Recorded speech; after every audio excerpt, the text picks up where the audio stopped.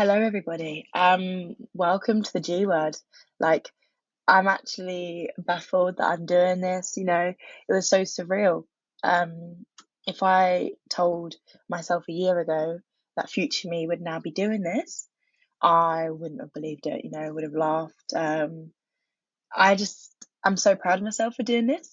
This is my own personal journal, I'd say, but this isn't just that. This is something for us to connect on, Um, and I want to say thank you for taking the time to listen to this.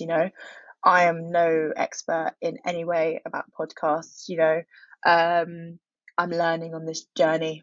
Well, journey of life in general, but this journey of podcasting, and I'm really, really appreciative of the fact that you decided to listen to this today. Um, so you're probably wondering, like, what is this? Like, what is the G word? So the G word is a podcast about navigating grief. And gosh, you know, grief is one of those umbrella terms. You just don't know. It's just so volatile, and it's something which is different to everybody. It's very, subjective, and I'm not here to, preach about the linear way of grief.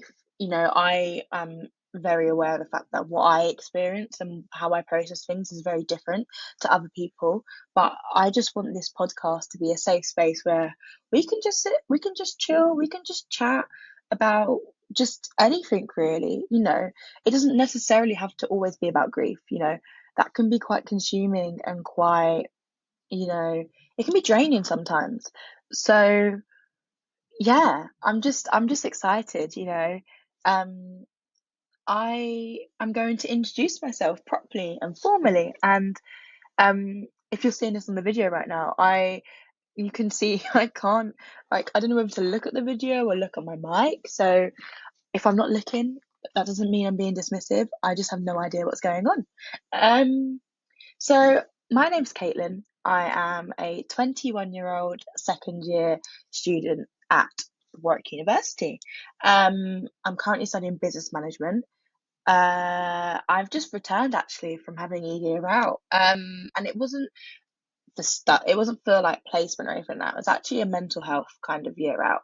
And I'll explore it more, maybe, or I will explore it more over more episodes. But I was one of the best things I think I've done currently in my life, and we will we will explore for personally why I believe that.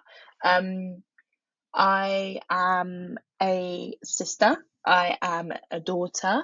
I am a friend. I am an employee. Bit of everything really. I'm not a very good driver, so if you ever want me to drive you somewhere, I would suggest public transport or a taxi. Um, and yeah, I'm the host of this podcast. Wow, what? That's so weird to say, but I'm here for it. So, this episode today is just about my journey, like how my journey and with grief began. And like, I'm saying it as if grief is like a person, but it's such a big thing once you experience it that it kind of does become sort of this complexity that you don't just shrug off straight away.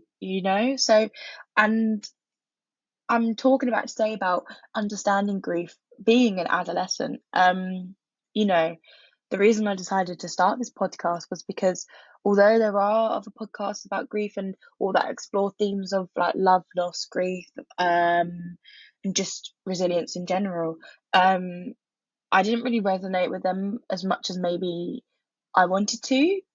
Perhaps it was because they were hosted by an older person, and I know they say it gets better. And as I've been living like my life and going through things, I know that is true. But when I was younger, like 17, I didn't really want these umbrella terms said to me. I didn't really want these generalizing, like, kind of theoretical plasters. I want this to be, like I say, a safe space for anyone really who's listening to. You can share your thoughts, you can come on and speak to me, oh my gosh, I would love that. Like, I literally love getting to know people, and I want this, like I say, to be just not for myself. This is for you. This is a voice for you. Like my tagline is be seen, be heard on the G word. So this is why, sorry, that I decided to start this podcast. I just wanted to give a younger perspective on things like this. I think not there's necessarily a taboo, but I feel like people don't like to share their experience of grief because they feel like because they're young, they're not experienced enough yet, so they won't be taken seriously. And I think that is frankly quite not the case. You know, I want this to be a way for young people to be heard. Like I've said before, it's exploring the challenges of grief. Particularly, I'm going to say like the pursuit of happiness and the guilt associated with that when you can't share that with a loved one, and also like people treating loss and grief as a bigger setback than it actually is. But like I say, I've planned quite a few episodes, so this is just a general introduction. So we've got time to explore this. Um. So you're probably thinking like, what is my actual journey with grief itself? When I was 16, I just started my post 16 studies. So I was in year 12 of my A levels, and unfortunately, my dad became suddenly very unwell. He'd had a brain hemorrhage, and he was in hospital for about 3 months, and he never regained consciousness. It was it was weird and difficult, like for me, because I was in a relationship at the time, so I had that to distract me. And because it took him to some extent quite a while to pass away, and we didn't know he was going to pass away until, well, like a week before he did. Um, I kind of, while he was in hospital, didn't really believe it was happening. Like, I kind of just zoned it out. Like, I would concentrate, I'd distract myself, sorry, with seeing my partner, or um, immersing myself in my studies. So when my dad actually did pass away at the start of 2020 in the new year, it was a shock. It was a really big shock. Particularly because on New Year's Eve of 2019 into 2020, we were told that there was nothing they could do now. The damage that had been um caused by the hemorrhage was too severe that my dad would never make a full recovery. So we were told on New Year's Eve that um they were withdrawing treatment. So they were going to sedate him, and they were going to, well, keep him sedated and just basically remove anything that was keeping him alive. So they couldn't give a definitive answer on like when he was going to pass away, nor like could I actually start processing him being gone yet, because it's a bit like, I'd wake up in the morning and be like, oh, has he passed away yet? Has he not? And it was like I was grieving someone who wasn't gone. And it sounds a bit weird to say, but that was the truth. I literally was like, okay, well, he's not here. Like, even though he was alive, I was like, nope, he's not here anymore. And I'm going to start feeling those emotions now. And I kind of wish I didn't. I kind of just wish I'd just waited to some extent, because when he actually did then pass away, it was such a bigger shock, because I thought I was prepared for the influx of emotions that I'd feel. But boy, was I wrong. And I'm assuming if you're listening to this, perhaps you may have lost, a close relative or a close friend. And it's that initial big kind of like the gasp of like, wow, like they're not here anymore. Um, so, so yeah, I mean, I'm not afraid to talk about what happened with my dad. It's really upsetting, obviously, the way it happened, considering like the morning of the day that he became unwell, he dropped me off at sixth form, and I had such a normal conversation with him, and and then all of a sudden, by 4 p.m. that day, like he was helpless, and I came in from sixth form and I found him on the floor, in a really helpless state, really struggling, and it just shows you, nothing's ever as it seems. Like if I was at sixth form and then someone like asked me, "Oh, would you have thought that would have happened that day?" No, not in the slightest. Um, so then, not fast forward necessarily, but a couple of weeks later, we had his funeral, and whoa, that is probably as or not even awful as it sounds, but you're gonna think this is like an oxymoron, but I think that has been one of the best days of my life. Um, and you're probably thinking like, gosh, what is this girl going on about? So my dad was a very, very big member of the local community, the local rugby club. Ever since, gosh, I think for my dad it was a bit like a project Mbappe, but not as like a project Robshaw or like a project Smith. If you're into rugby, obviously like Marcus Smith. But I think he thought me and my brother were like, this was just like he once we were born and once we were walking and whatever, he was like, right, I'm going to get these two into rugby. So, so I started rugby, and gosh, can't believe I'm saying this now. Like I actually love rugby, but when I was about when I was about 7 or 8, he'd take me to training and he'd go and sort other things out, and then I'd go and sit in the toilet for an hour, 2 hours while training was on. But I'd always make sure to come back for the orange slice at the end of training, as if like, I just carried the whole team in the training session. But yeah, my dad was a very big part of the local rugby club. I'm gonna add, I'm from like quite a small town per se, so the community feeling is a bit more, I'd say, prevalent here. Not saying in comparison to other places, but with growing up, I've always felt like it's always been quite a nice community where I've lived. And I've always been, like I say, down the rugby club, so I was always meeting new people, and you know and it was just it's just a lovely place. Like it is. I couldn't recommend the place enough.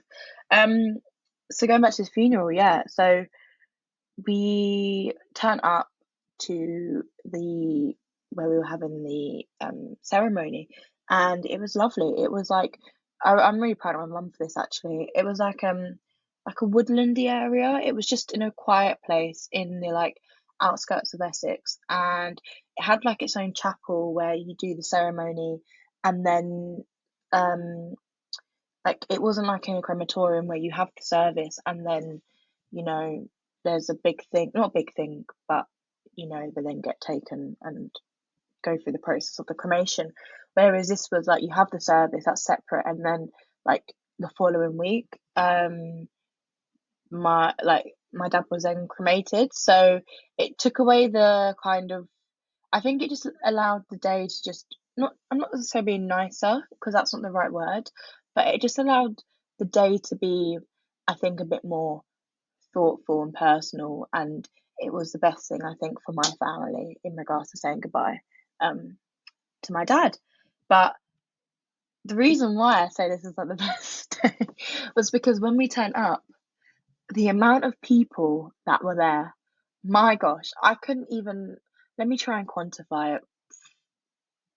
I'm gonna say like 100 plus, easily 100 plus. No, 100, definitely 100 plus. I might be going like 120, I think. Um, and there was just such an overwhelming sense of like, I don't know, like it was shock, but it was also wow, like all these people have turned up to, say goodbye to my dad. And it's like, you know, my dad could have interacted with these people with any of these people once, but like, for them to come to his funeral, it's quite a nice thing, and it's a compliment, I think, to me and my family, because my dad was the most helpful person ever. Like, he'd be up until like the early hours of the morning trying to sort out issues for people if he had the means to. Um And when we turned up, it was, you had the seats in the chapel, then you had this, like, people had to stand up in the chapel, and it got to the point where they had to like televise it, the actual like the actual like ceremony of the funeral, um in another room, and people were in that room, and then someone told me that the room that they had that people were standing and watching the ceremony was full up, so people could only listen to it outside, and I was like, oh my goodness. Like I knew my dad was a really lovely, lovely guy, but I just never knew, like I say, like I've said before, like how many people he actually, you know, touched. And like I'm so proud to have had him in my life.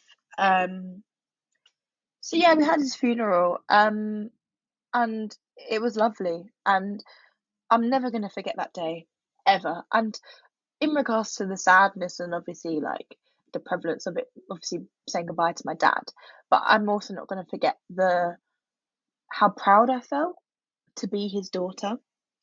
And I know other people may have had very different, you know, like goodbyes to their parents and like lost loved ones, but I've always found, like, as much as funerals are sad, there are bits of it which are so beautiful and lovely. And for me personally, that brings warmth to myself. Um, so in regards to life after my dad passing away, so he passed away when the funeral was just before COVID like came into play. So I'm so grateful that it wasn't like 2 months later, because I cannot imagine what it would have been like having to sit on your own and not be able to be comforted while you're saying goodbye to a loved one. Like I feel for anybody that went through that, and you know, I know we're out of the woods now in regards to that with COVID. But it's really upsetting, and it's really sad that that was what happened for a while.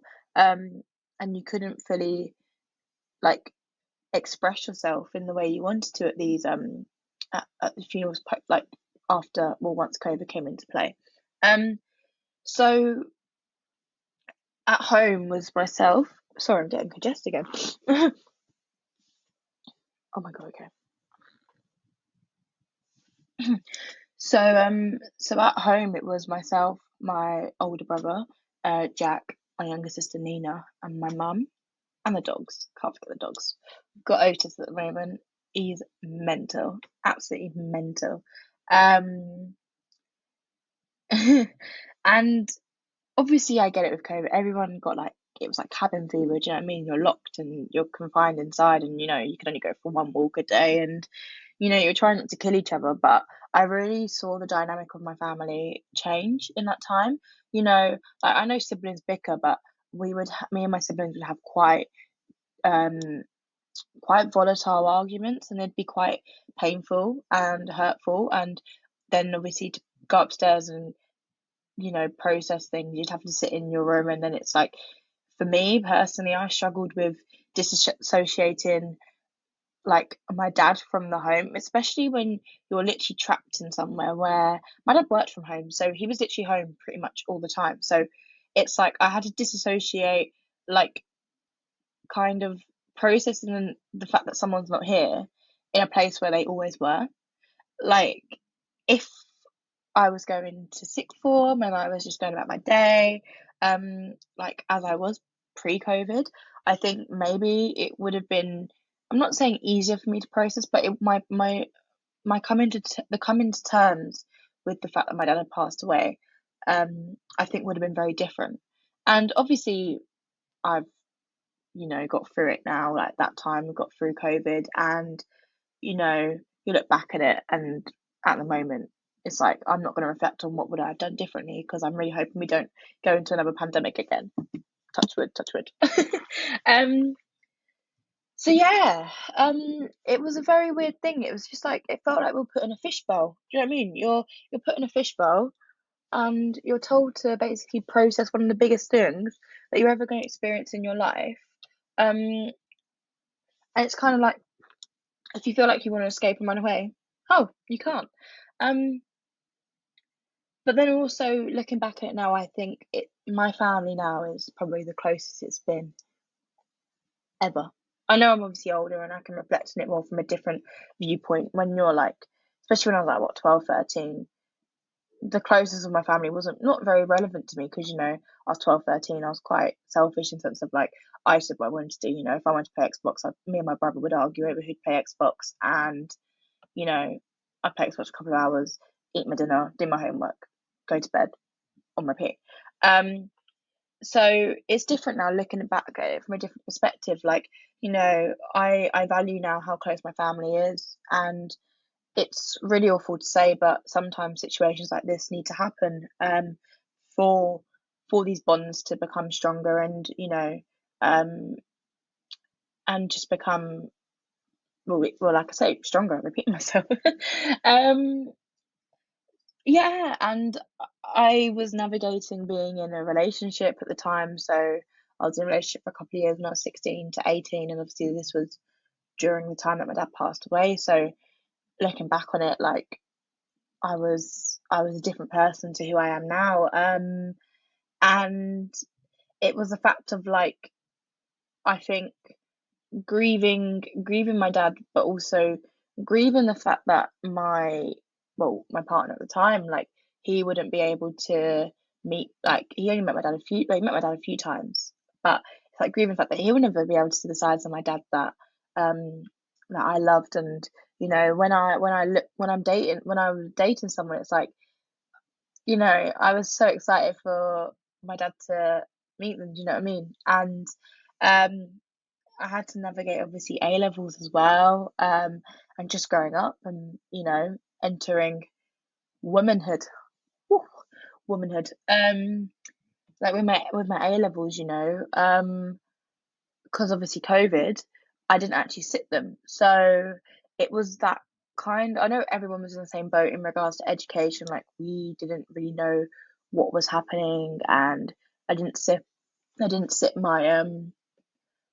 my AS levels, so I got them, and I think I got three C's. And for me, I'm very passionate. Like, I have been throughout my like school time quite a high achiever. So to get three C's, I was like, that's not good enough. And I was like, what the hell? Like, are these people using like my the passing of my dad as like an excuse to go like, oh, she's going through bits, so that's what she would have got right now. And I felt quite resentful, and I was like, I've now got to apply to uni with these ASs and with these predictors, and I'm like, have you screwed me over?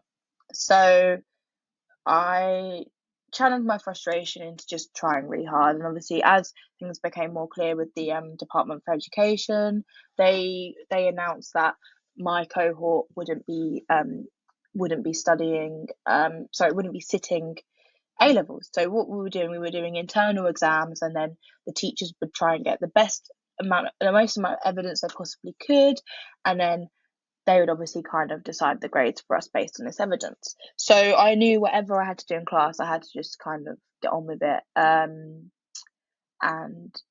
try my hardest. So yeah, I managed to get three A's in the end, which I'm quite proud of myself. You know, going from C's, and then someone telling you, oh well, you've got C's in your ASs, so expect to kind of get B's. And I was like, but the universities I'm looking to go to, I need A, B, or I need A's. And being told that, it's like, right, I've got a year now to really focus, to really push myself, to really get out there. And I tried my best, and I received support while I was doing this. So I was having counselling from an external operator, but I was also having it internally in school as well, which was quite nice. So I could actually go and talk about things during my week when I'd feel things, rather than at the weekend with someone when, you know, it maybe things you don't remember the things that happened in the week because, we're busy individuals. So it was nice to kind of speak to someone, check in with someone during the week when things were a bit more kind of recent. And I had a really, really, really good unit with my friends, I'm still best friends with the the three girls that I was friends with like during my A levels, well, no, just during school in general, and they're the best people ever. And um, I just want you to not be afraid to like speak to your friends whenever really. Like, I'm the first one in my friendship group to have lost a parent, so them supporting someone through this is new to them as well, as are obviously the emotions I'd feel with grief and experiencing the loss of a parent. And it like sometimes we'd have difficult conversations. Like, I said to one of my friends before, I was like, if you want to talk about what you've done with your parents at the weekend, like your dad did something funny or whatever, do it. Like, I'm not gonna get jealous. I'm not gonna get like I want people to share. I want my friends to be comfortable enough to be themselves and be their authentic selves. I don't want people to think they've got to kind of not say something in the sense of the risk of upsetting me, because for me personally, like like I say earlier, like I love meeting people. I love, talking. I can talk for England, as you will probably tell over this podcast.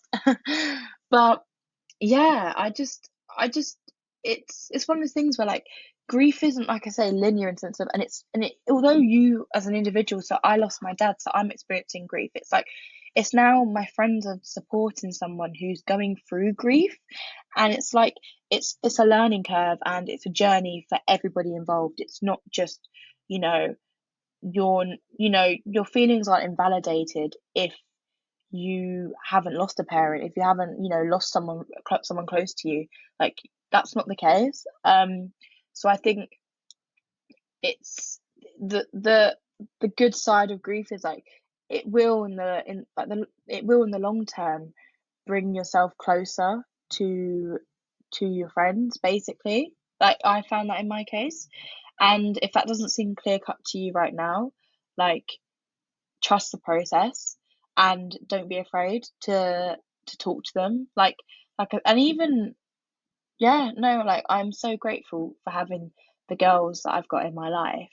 And yeah, like, and I think I don't want to have this, like, heroic mindset of like I've helped them, but like if any of their friends or experience grief, or like in the capacity that I have, like, I want to hopefully think that I've helped them be confident in that situation so they don't feel helpless as a friend, because I think that was my worry. I didn't want them to feel helpless in the situation, because they've helped me so, so much.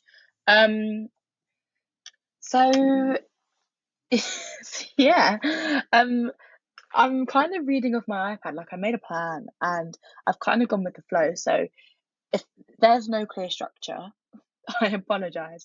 If you're one of those people, like, I love structure, but when I'm talking, especially when I'm talking to myself to a microphone, structure goes out the window. Do you know what I mean?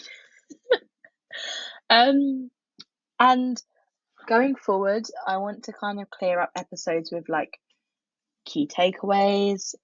Like, today, I think you just need to be proud of yourself. Be proud of who you are becoming. If you look back at the times when it was hard, and at the moment you look at yourself and you're like, I am in a better place. And it's weird, because when people used to say to me, oh, like, he's watching over you, or like, it will get easier, it'll get easier. When I was 17, 18, it had been a year, I'd be like, go away. Alright, don't say that to me. I'm currently going through not a very good time at the moment, and you're saying it will get easier. But as you start learning to live life again, for yourself, and I think you've got to, there's that way up of like, do do you start living life for them? And I'd say you don't live life for them. You live life with them. Do you know what I mean? You're living for you. I keep saying living. You're living for yourself, but you're doing it with them. Do you know? Like, you do like, don't be afraid to do the things that you would want to do and share with them, because that's the bittersweet part of grief. You're going to have times where you feel guilty for doing something, because that's what once you feel confident to do it, if that's something you and your loved one used to do, you're going to feel guilty maybe finding happiness in it again. But I think you've got to take it as like they'd want you to be happy, as cliche and niche as it sounds, and I hate like terms like that. But I think this one I resonate with. They'd want the best for you. Do you know what I mean? You know that you knew that individual the best, and it's like authentically when you're telling yourself like they want me to be happy. That's when I think you internalize it a lot better, rather than an external force who maybe didn't know them as well enough as you going, oh, like, oh, God, sorry, my eye, sorry, my eye. Gosh. When you've got an external force saying, like, when you, like, do this, they want you to be happy, or whatever, it's like, I think until once you internally process it, that's when you're ready to start doing those things. So it's like, don't worry about don't start running before you're walking, and whatever time frame it is, that's okay, that's your time frame. And I think I've put down in my key takeaways, it's not a linear process. So as I've said that before, this is not a linear process. um Embrace the waves, embrace the ugly sides of it, embrace the bad sides of it. Like, it's okay, even as individuals. So I'll let you into this insight now. Like, before my dad passing away, he was the first, like, I had never experienced loss in my life. Like, you know before I was born, other family members had passed away, or and so the first ever experience I had of grief of any family member was my dad, which is it's difficult. You're like, surely as society goes, obviously I don't wish this, but there's not a pecking order, but it should go in like age order. That should be the linear process of loss. But obviously that's not the case. So it's like you've got to embrace the fact that everything fluctuates, and there'll be waves and there'll be times where you think it's not fair. It's not going according to your plan. And I think what really shows your strength and your resilience is how you overcome that, and how you get over it. Not get over it, because that sounds really niche, and it sounds really like kind of um like I'm being ignorant. But it's a fact of like, you've got these setbacks, and it's really, how do you channel that now into pushing yourself forward? And like I say, everyone's different. I'm not saying like, what I've experienced is the same thing you as an individual should experience. And I don't want you to feel like if any emotions I've spoken about today, you're not feeling them yet, or you haven't felt them in the X amount of time that you've been in a relationship with grief. I don't want you to feel like you have to feel a certain amount of emotions. You're able to feel whatever you want, and in a way, you don't need to justify it to anybody else but yourself. And um, so you just got to, like I say, be aware everybody is different. And I'm going to wrap this up very soon. But what I realised is I'm going to do at the end something called "What Would I Tell My Younger Self?" What would I tell younger Caitlin now? First thing I'd say is don't put metal handled things in the microwave.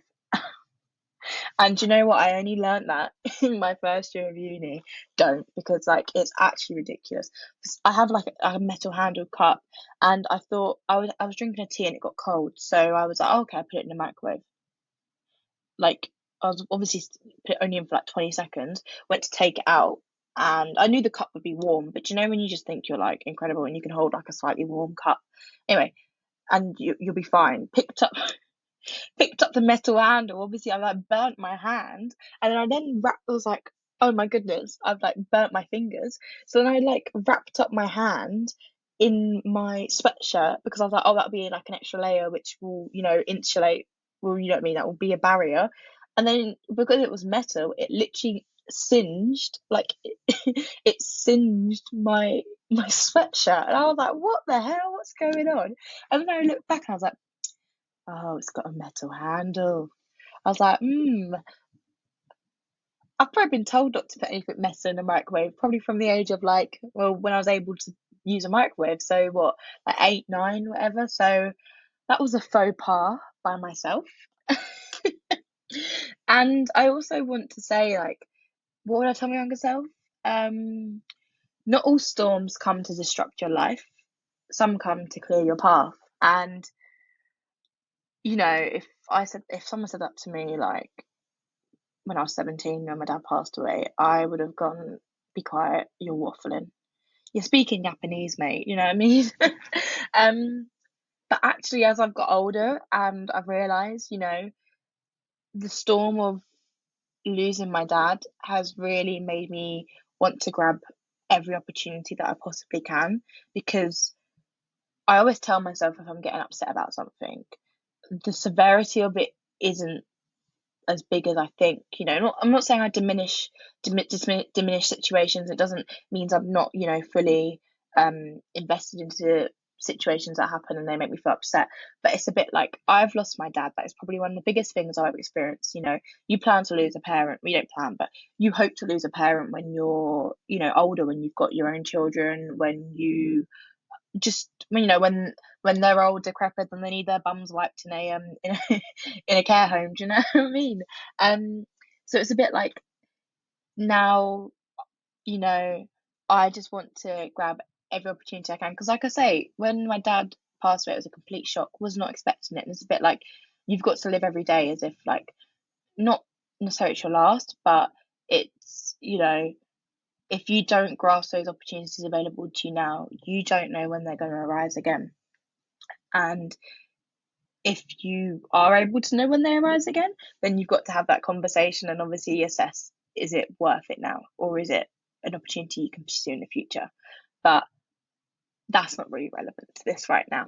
So I just wanted to, like, wrap up and say, firstly, if you've got through to the end of this, thank you so much. I don't really know what I'm doing. You can probably tell this is like a jumble scatter of everything. So I appreciate it so much. And I really hope that, I get to I get to see, well, not see you. That sounds really weird. I really hope that, you've enjoyed this and you want to listen to the next episode. I'm going to talk about coping strategies in the next few weeks, moving forward, and acceptance and finding meaning, dealing with guilt, and I've also, fingers crossed, got some other people coming on to talk about their experiences with grief. So that's just so exciting within itself. So, like I said before, thank you so much for listening, and taking your time out of day to listen to this. And I really, really hope that, you'll tune in next time. And yeah, don't forget to follow my Instagram. It's the G word Insta. And I will be posting when I'm gonna put a video up, or like maybe a teaser. Who knows? I need to work this out. Me and technology aren't best friends. And I also do have an email as well.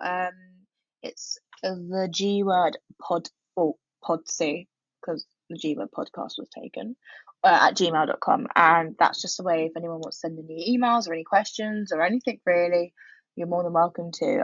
I will put the, like, link to it. No, I don't know, in my Instagram. But thank you so much again for listening, and I hope you have a lovely, lovely week. And I hope you continue to be amazing. I hope you continue to make yourself proud. And I will speak to you next week.